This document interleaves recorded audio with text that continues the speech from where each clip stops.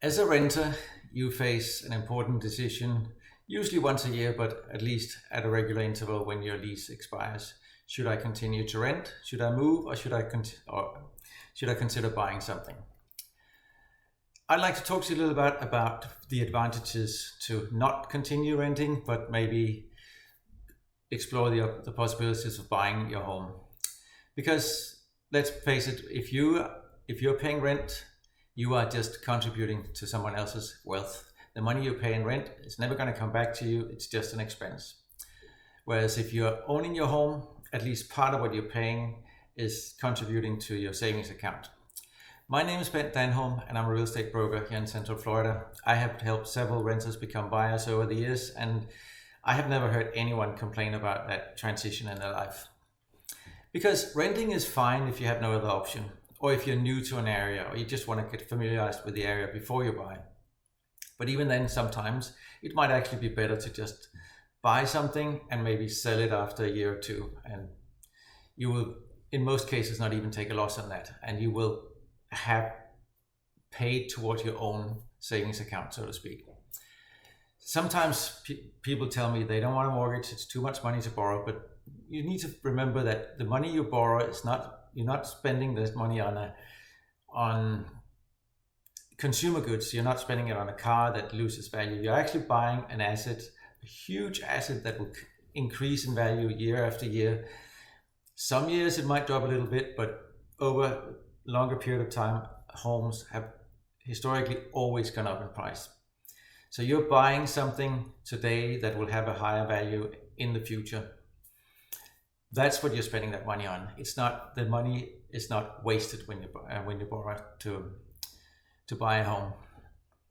So even though a mortgage is a debt, you should probably look more at it as a forced savings account. And let me explain what I mean by that. When you're paying rent, like I said before, that's 100% expense. The money goes, it's gone. When you pay your rent, it's gone to never come back. When you leave your rental property, you will at best maybe get your deposit back, maybe not, but you will not get any of the rent you paid back. When you sell a home that you've been owning for a few years, all of the money that went toward paying down your debt will come back into your pocket, and all of the value that your home increased over the years will also be yours. So when you're paying off a mortgage, you are not only doing a forced saving account, you're paying into an account every month money that will get back to you when you sell the asset that your home is. But any increase in value that home has over the years will also become yours. And ask any homeowner who's been in that home for just a few years, 99% of them have walked away with more money, way more money than they paid for the home. There has been historically, and I'm not going to hide that, where if you bought in 2006 and sold in 2009, you probably lost money. But if you bought in 2006 and sold in 2016, you most likely made money on that investment. And that's because buying a home is not a short-term investment. There will be years when it goes up or down, but over a longer period of time, typically at least 5 to 10 years, the value will go up. And it is pretty obvious if you look at the difference between renters and homeowners. Recent study shows that the average net worth of a homeowner in the United States is $255,000, where renters only have a net worth of $6,300 on average. It's probably what they have in their bank account. The homeowners, in other words, are on average more than 40 times wealthier than tenants. That's not because they generally necessarily make more money or are better at saving money. It's because when they bought their home, they started a savings account by paying off their mortgage, and they bought an asset that actually continued to grow up in value. Last year alone, according to the National Association of Realtors, I believe it was, let me just check my notes. No, that was CoreLogic. The average homeowner in North America, in the United States, gained $34,000 just in value increase. That was a particularly good year to be a homeowner, but it does show that every year you will add something to your net worth, to your value, to your wealth if you're a homeowner.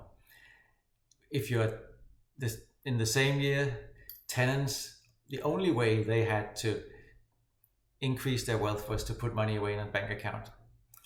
And if you make $34,000 to $50,000 a year, there's no way you can save that same amount.